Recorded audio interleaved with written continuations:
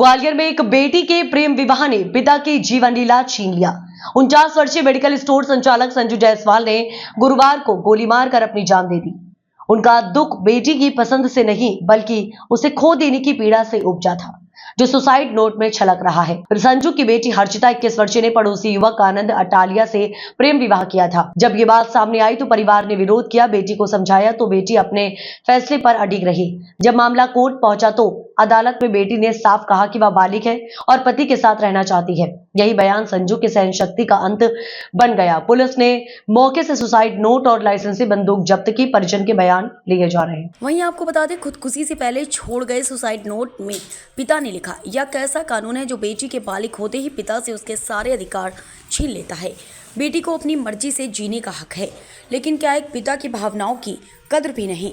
क्या एक पिता की भूमिका बेटी के बालिग होते ही खत्म हो जाती है? मृतक संजू ने सुसाइड नोट में उसने लिखा, संविधान गलत है जो लड़कियों के बालिग होने पर पिता से उसके सभी अधिकार छीन लेता है।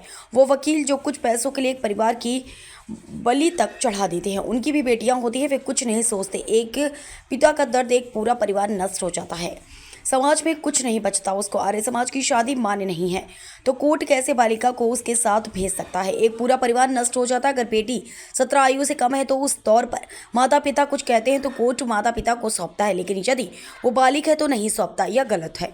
हर्षिता ने गलत किया, तूने परिवार नहीं खानदान बर्बाद कर दिया। नोट में यहाँ भी लिखा, मैं उन दोनों को मार सकता था लेकिन मैं उन दोनों को मार सकता हूँ लेकिन अपनी लड़की को कैसे मारता? रेणु पत्नी, मुझे माफ़ कर देना, क्योंकि मैं उनको मारता तो तुम्हारा भविष्य खत्म हो जाता, इसलिए मैं खुद मर रहा हूँ।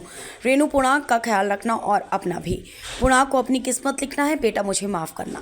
जी, झांसी रोड थाना क्षेत्र में चंद्रवदनी क्षेत्र है, भैरव बाबा मंदिर के पास। वहाँ के एक रहवासी हैं और मेडिकल स्टोर चलाते हैं ये। कुछ समय पहले इनकी बच्ची ने अपनी मर्ज़ी से शादी कर ली थी और लड़की बालिग है, लेकिन वो इस घटना से बहुत व्यथित थे और अभी परिवारजनों का कहना है कि उसी घटना से व्यथित होकर उन्होंने आत्महत्या की। क्या नाम था मैम इनका? ये जायसवाल जी हैं, ऋषभ जायसवाल जी हैं और ये 49 ईयर्स इनकी एज है और इन्होंने परिवार, घर में कोई भी नहीं था और बिना किसी को बताए घर में ये अकेले थे और इस तरह की घटना कार्य थी। घटना के बाद कुछ मारपीट? परिवारजन व्यथित हैं क्योंकि घटना बहुत ही मतलब हृदय विदारक घटना है।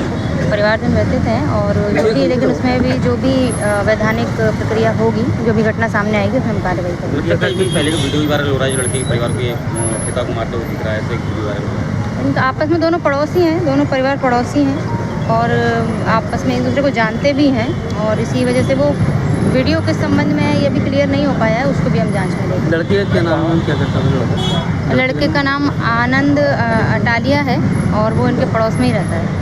ठीक है।